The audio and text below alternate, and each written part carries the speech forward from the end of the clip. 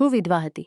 મને 1 વર્ષની એક દીકરી અને 16 વર્ષનો એક દીકરો હતો. મારા દીકરી બંને એક જ રૂમમાં સૂતા હતા. બંને સગા બેન ભાઈ હતા. પરંતુ તે રાત્રે મેં જોયું કે મારી દીકરી પોતાના ભાઈ માટે હંમેશા પોતાના હાથે દૂધ પાવતી હતી. જ્યારે હું તેને દૂધ આપતી ત્યારે તે રડવા લાગતો. હું બંને બેન ભાઈના પ્રેમને જોઈને ખૂબ ખુશ થતી હતી. પરંતુ હેરાન કરનારી વાત એ હતી કે જ્યારે હું મારી દીકરીના લગ્ન વિશે વાત કરતી, જ્યારે હું મારી દીકરીના લગ્ન વિશે સ્થળ આવતા, ત્યારે મારો દીકરો તે સ્થળમાં કંઈક ને કંઈક ખોડ કાઢતો અને પછી તે સ્થળને નકારી દેતો. એક દિવસ હું મારી દીકરીના કપડાં પહેરીને દીકરીને મારી જગ્યાએ સુવડાવી દીધી. હવે 10 મિનિટ થઈ ગયા હતા કે મારો દીકરો આવ્યો અને પછી ઈશ્વર તેમના બાળકો આવીને આવા કામમાં કાગબર હોય છે. અને પછી તેમની પાછળ તેમના બાળકો આવીને આવા કામમાં કામ કરે છે તે વિશે મારો પતિ આ જગતમાંથી વિચાર પણ કાલ્યો ગયો. ઈશ્વરે મને 2 બાળકો આપ્યા હતા, એક દીકરો અને એક દીકરી. બંને દેખાવમાં ખૂબ સુંદર હતા. એકદમ તેમના પિતા પર ગયા હતા. મારા સાસરિયા લોકોએ મને આયુષ્યભર ખૂબ ત્રાસ આપ્યો હતો. હું તેમની સાથે સંયુક્ત પરિવારમાં રહેતી હતી. તેમણે મારું જીવન એકદમ નકામું કરી દીધું હતું.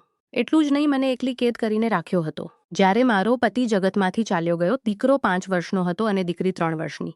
પરંતુ મારા સાસરિયા લોકો મને હજુ પણ ઘરની બહાર જવા દેતા ન હતા. કારણ કે તેમનો મનસૂબો એવો હતો કે તેઓ મારું લગ્ન તેમના મોટા દીકરા સાથે કરાવી દેવાના હતા. પૂર્ણ આયુષ્ય હું મારા પતિને કહેતી હતી કે મને આ ઘરમાં કે આ પરિસરમાંથી બહાર નીકળવું છે. પરંતુ તે પોતે આ જગતમાંથી ચાલ્યો ગયો. તેને પણ ખબર હતી કે હું તે ઘરમાં ખૂબ વિખવાદી હતી. મારા પર ખૂબ અત્યાચાર થતો હતો. હું તો એ વિચાર પણ કરતી નહોતી કે હું તે ઘરમાં રહીશ. તેઓ મારું લગ્ન કરાવી દેવાના હતા. પરંતુ તેમ છતાં મને તે ઘરમાં રહેવું ન હતું. મારો મોટો દીર ખૂબ સારો માણસ હતો.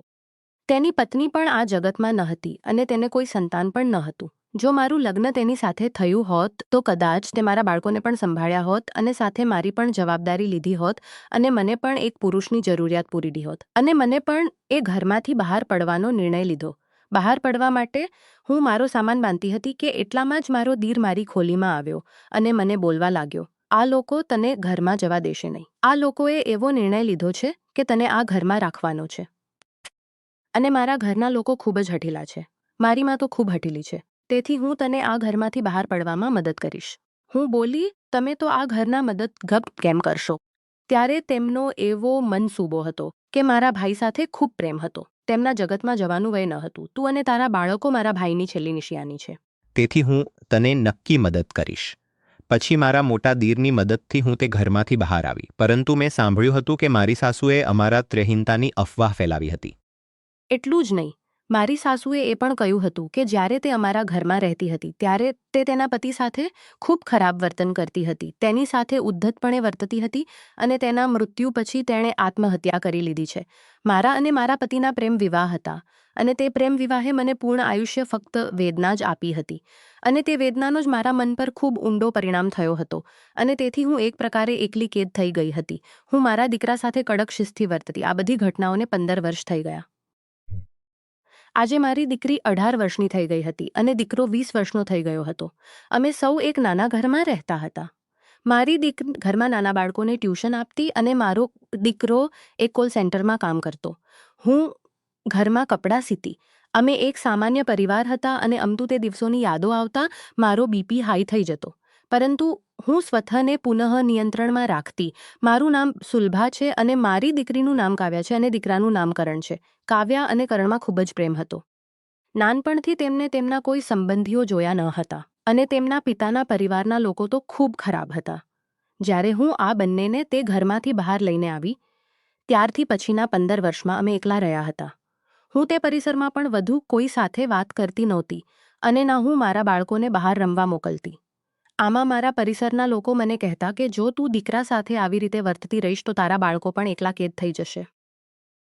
મારો મનસૂબો હતો કે આ જગત ખૂબ ખરાબ છે. અહીં ફક્ત પ્રેમના નામે છેતરપિંડી થાય છે. મારા બાળકો મારી આ સુધી મને વિશ્વાસ હતો કે મારા બાળકો સુરક્ષિત છે. મારા બાળકોને જગતથી દૂર રાખવા, જગતથી છુપાવીને રાખવાનો ફાયદો એ તેઓ બંને એકબીજાની નજીક આવ્યા અને તેઓ હવે બંને એકબીજા સાથે વાતો કરતા હસતા. આ સૌથી વધુ સારી વાત હતી કારણ કે એક ભાઈ તેની બહેનનો સારો મિત્ર હોય છે અને સાથે બહેન પણ તે ભાઈની સારી મિત્ર હોય છે. બંને શરૂઆતથી એક જ શાળાએ ગયા, એક જ કોલેજમાં ભણ્યા. હવે તેમનું શિક્ષણ પૂર્ણ થવાનું હતું. હું તે બંનેના પ્રેમને જોઈને ખૂબ ખુશ થતી હતી. પરંતુ તે પછી એવું કંઈક વિચિત્ર થવા લાગ્યું. એટલું વિચિત્ર કે હું તેનાથી એકદમ હેરાન થતી હતી. મારા દીકરાને ટેવ હતી કે તે સૂવા પહેલાં હંમેશ પીતો, નહીંતર તેને ઊંઘ આવતી નહીં. પરંતુ તે હઠ કરતો કે હું દૂધનો ગ્લાસ ફક્ત મારી બહેનના હાથે પીશ. હું તેને કહેતી કે તે સૂઈ ગઈ છે. તું આ દૂધનો ગ્લાસ લઈને પી જા અને સૂઈ જા. પરંતુ તે બોલતો કે ના, તું મારી બહેનને બોલાવ, હું તેના હાથે દૂધ પીશ. મને તેના તે બોલ પર ખૂબ ગુસ્સો આવ્યો. હું બોલી, આ શું પ્રકાર છે? આ શું હઠ લગાવ્યો છે? તે તું શું નાના બાળકની જેમ હઠ કરે છે? એટલામાં જ કાવ્યા ત્યાં આવી ગઈ. કદાચ અમારો અવાજ સાંભળીને તે ઊંઘમાંથી જાગી ગઈ હતી. તે બોલવા લાગી, આઈ, તમે લોકો શા માટે અવાજ કરો હતી?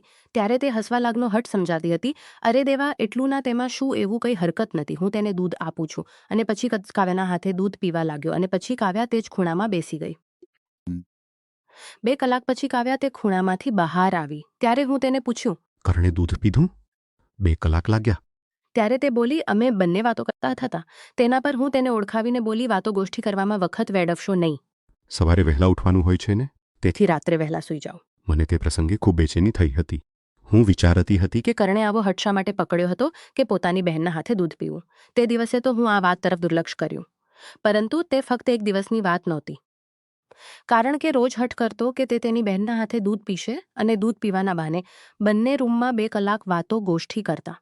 શરૂઆતમાં મને લાગ્યું કદાચ બંને વિડીયો ગેમ ખરીદી હશે, જેના પર તેઓ 2 કલાક ટાઈમપાસ કરતા હશે. પરંતુ જ્યારે મેં જોયું ત્યારે ત્યાં એવું કંઈ જ નહોતું. તે રૂમમાં બંને જણ બેસીને ફક્ત વાતો કરતા હશે. તે રૂમમાં બંને જણ બેસીને ફક્ત વાતો કરતા હતા.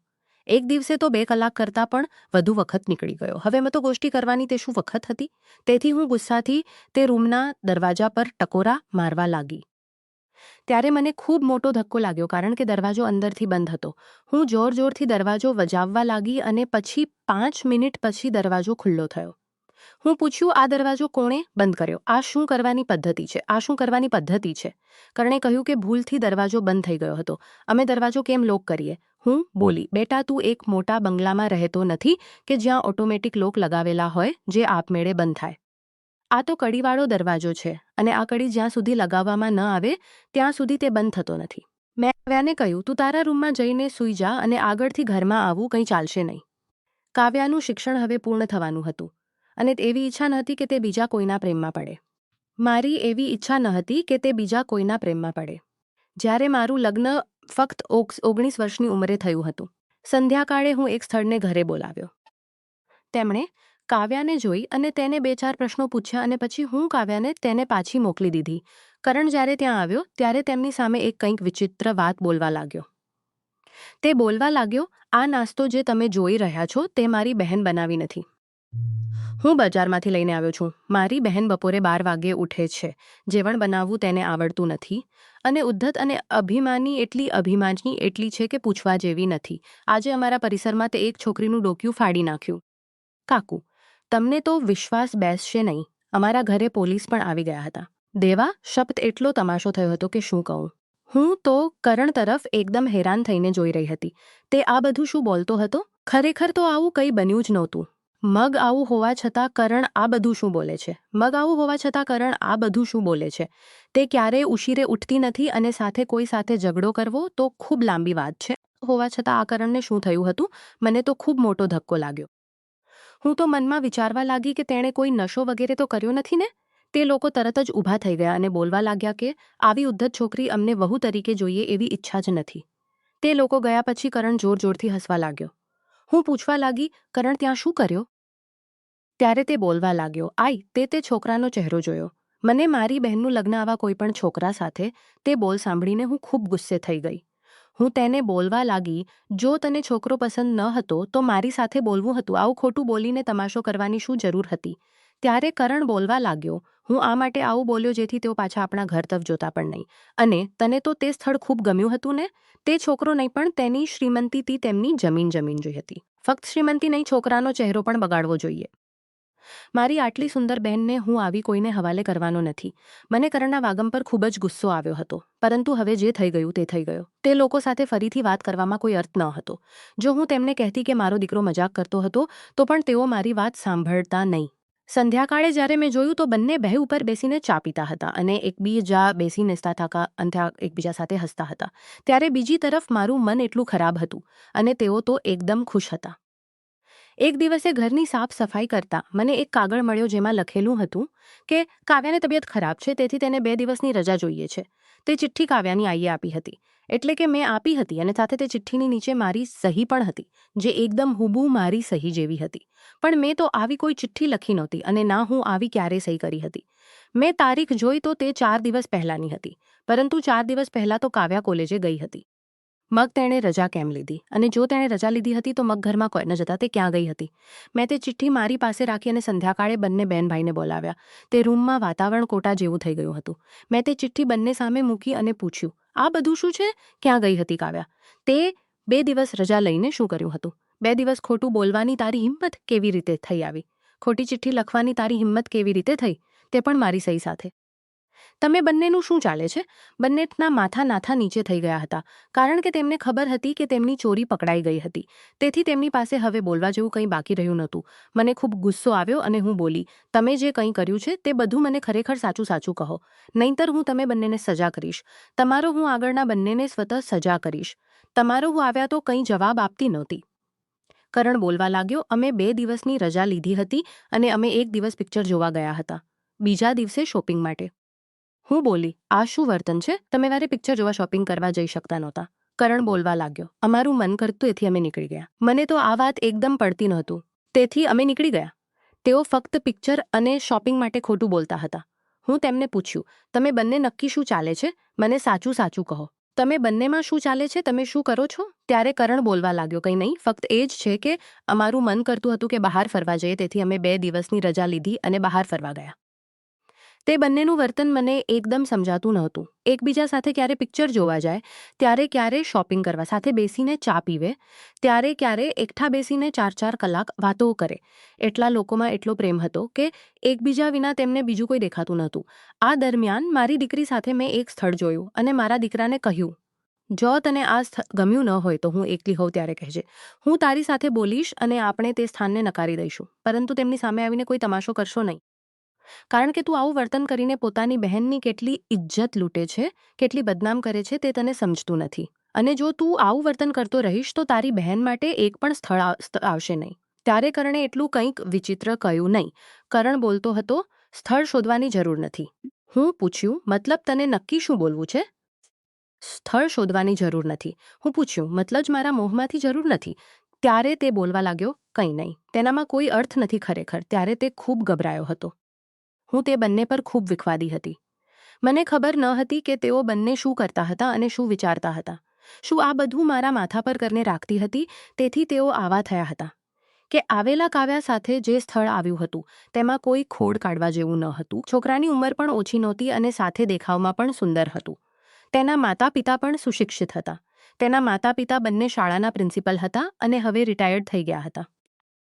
છોકરો ડૉક્ટર હતો અને દેખાવમાં પણ ખૂબ સુંદર યુવાન હતો અને કાવ્યા કરતાં વયમાં વધુ મોટો પણ ન હતો. અને તે લોકોને કાવ્યા પસંદ પડી હતી, કારણ કે તે પણ દેખાવમાં ખૂબ સુંદર હતી. મેં કરણને જોઈને ઈશારો કરીને બોલવા લાગી કે આમાં કોઈ ખોડ હોય તો કહેજે. કરણના ચહેરા પર ખૂબ ટેન્શન દેખાતું હતું. તે લોકોએ કહ્યું, અમને તો તમારીથી સાખર પૂરા કરાવવા છે. લગ્ન તમારી દીકરીના પેપર્સ થઈ જાય ત્યારે કરીશું. મને તેમનું તે બોલવું એકદમ યોગ્ય લાગ્યું. મને કહ્યું કે તેમણે અમને તેમના ઘરે પણ આવવા કહ્યું છે. હું તેમને કહ્યું, ઠીક છે, અમે રવિવારે વારે આવીશું. જ્યારે તે લોકો ગયા ત્યારે કરણ બોલવા લાગ્યો, આપણે કાવ્યાનું લગ્ન અહીં કરાવવાનું નથી. હું હેરાન થઈને કરણ તરફ જોઈ રહી હતી. હું બોલી, કેમ નહીં કરાવવું? શું ખરાબ છે તે સ્થળમાં? આવું સ્થળ તો નસીબે લોકને મળે. દેવાના આભાર માનો કે દેવે તારી બહેન માટે આટલું સારું સ્થળ લાવી દીધું છે. હું તો કાવ્યાનું લગ્ન આ જ ઘરમાં કરાવવાની છું. સ્થળ હાથમાંથી નીકળી જશે. તે લોકો શ્રીમંત અને સુશિક્ષિત હતા, સાથે આધુનિક વિચારો હતા. મને તેમની આ વાત ખૂબ ગમી કે તેમને અમને કહ્યું કે રવિવારના દિવસે તમે તમારી દીકરીને પણ અમારા ઘરે લઈને આવજો. આ બંનેને એકબીજા સાથે થોડો વખત આપીએ, કારણ કે તે બંને આગળનું જીવન એકબીજા સાથે લડવાના છે. મને તેમનું તે વિચાર અને વર્તન ખૂબ ગમ્યું, કારણ કે મારા સાસરિયા લોકો ખૂબ શિસ્તી અને જૂની ચાલી નજરે મારો એકદમ શ્વાસ રૂંધાતો હતો. હું તો કાવ્યા અને કરણ બંનેને કહ્યું કે કાવ્યાનું લગ્ન હવે અહીં થવાનું છે. બંને તે વાત પર સમજી શકતી નહોતી. હું તેમની તે શાંતિને ખરાબ સમજી શકતી નહોતી. મેં કાવ્યા માટે એક સારો ડ્રેસ કપાટમાંથી કાઢ્યો અને તેને ઇસ્ત્રી પણ કરી દીધી. પરંતુ અમને તેમના ઘરે જવું હતું ત્યારે ના ઘરમાં કરણ હતો અને ના કાવ્યા. બંને ઘરમાંથી એવું કહીને બહાર નીકળી ગયા હતા કે તેમને એક સારી ચપ્પલ ખરીદવી છે. પરંતુ આ વાતને 4 કલાક થઈ ગયા હતા અને તેઓ હજુ પણ પાછા આવ્યા ન હતા. તે લોકોએ અમવાતને ચા માટે બોલાવ્યા હતા અને ચાનો વખત નીકળી ચાલ્યો હતો. જરા ઉશીરે ગયા હોત તો તેમને શું વાત લાગી હોત? આ બધું હવે અમારી ઇજ્જતનો પ્રશ્ન હતો. હે સાંભળો, તમે જ્યાં ક્યાં છો ત્યાંથી તરત ઘરે આવો, તાબડતોબ. હે સાંભળો, ખૂબ જ્યાં છો ત્યાંથી તરત ઘરે આવ્યો છે. પરંતુ કરણનો ફોન બંધ હતો. સાથે કાવ્યાનો ફોન પણ બંધ હતો. હું વારંવાર તેઓ હસતા હસતા ઘરમાં આવ્યા અને પછી મને જોઈને તેમના ચહેરા પરથી હાસ્ય ગાયબ થઈ ગયો. હું તેમને બોલી, તમને જવા આવવામાં 4 કલાક થઈ ગયા. આટલો વખત તમે ક્યાં હતા? શું કરતા હતા? આવું બોલીને મેં તે બંનેના ગાલ પર થપ્પડ મારી. આજે પહેલી વખત મેં તે બંને પર હાથ ઉઠાવ્યો હતો. હું બોલી, તમને ઓળખાવીને બોલવા લાગ્યો. મને તે ઘરમાં કારણે આજે મારી માન નીચે ગઈ છે. મને તે ઘરે મારી બહેનનું લગ્ન કરાવવું નથી. હું બોલી, કેમ, શું પ્રોબ્લેમ છે? બધું તો ઠીક છે. ત્યારે કરણ બોલવા લાગ્યો, તે છોકરો જો સોનાઓ થઈ જાય તો પણ મને મારી બહેનનું લગ્ન તે છોકરા સાથે કરાવવું નથી. મને તે બંનેને તે ઘરથી, તે પરિસરના માણસોથી ખૂબ દૂર રાખવા હતા. પરંતુ તેઓ તે જ પરિસરમાં ગયા હતા. તેમને પ્રેમ થયો તો તેઓ પણ તે જ પરિસરમાં છોકરા સાથે. હું એક સાઇડલાઇન પર ગઈ દઈને બોલી, અમારા આનંદમાં સહભાગી થાઓ. અમને તે બંને વિના રહેવાયું નહીં. જો તારી ઈચ્છા ન હોય તો અમે તું કહે ત્યાં લ્યા લગ્ન કરવા તૈયાર છીએ. પરંતુ અમે તે નાતા સંબંધમાં એકદમ ખુશ રહેવાના નથી. મેં બંનેના એક જોરદાર કાન પર થપ્પડ મારી અને બોલવા લાગી, તમને શું વાત લાગે છે કે મને તમારા આનંદની પરવા નથી? તમે બંને સાથે હું તે ઘરમાં, તે પરિસરમાંથી બહાર નીકળી આવી અને તમે બંને સાથે તો હું બીજું લગ્ન પણ કર્યું નહોતું. પૂર્ણ આયુષ્યભર તમે બંને સાથે મશીન ચાલુ કરીને પૈસા કમાતી રહી. મગ આયુહોભર તમે બંને સાથે મશીન ચાલુ કરીને રાખી શક નથી. તેમના માતા પિતાને કહો આવીને મારી સાથે ચર્ચા કરવા. બધું કંઈ મારી સાથે નક્કી કરો. હું તમારું લગ્ન રીતિ રિવાજ પ્રમાણે કરાવી દઈશ.